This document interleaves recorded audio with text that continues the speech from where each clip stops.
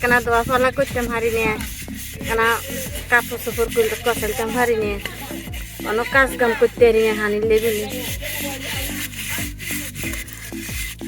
এখন আমি কোদালি বিক্রি নিজে কষ্ট করে আমি করছি মাটি উঠে পাতা লাগতাম হানি উঠেছি নামা ফিরে গেতাম রাতাম রাতে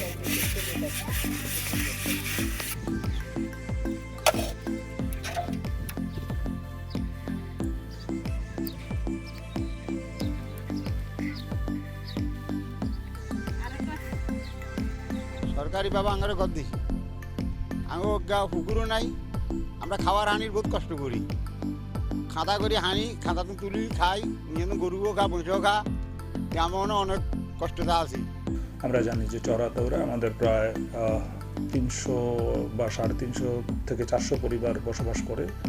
তো সেই পরিবারগুলোর জন্য যেহেতু খাবার পানি অথবা তাদের নিত্য ব্যবহার্য যে পানির সংকট দেখা দিয়েছে, সেটার জন্য আমরা ইনশাআল্লাহ নেক্সট টিআর কাবিখা অথবা নেক্সট এডিপির বরাদ্দ যেখান থেকে হোক আমরা চেষ্টা করব সেখানে এই পুকুর খনন এবং কিছু টিউবওয়েল দেওয়ার মাধ্যমে তাদের পানির সংকটটা নিরসন করার, যাতে করে তারা তাদের নিত্য ব্যবহার্য কাজে পানি ব্যবহারের সুযোগ সুবিধা পায়। তাছাড়া পশু পাখি যেগুলো আছে তাদের জন্য যাতে এই পানির সংকুলনটা হয়।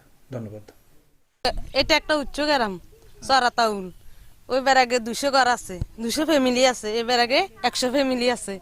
এই 200-300 ফ্যামিলির ভিতরে একটা পুকুরও নাই, যা এবার আগে আসিল অনেকটা হুরি গেছে, জোয়ারে ভাঙ্গি ওইটা হুরি গেছে গই অনাঙ্গ দোয়াহালির কষ্ট হয়ে গেছে।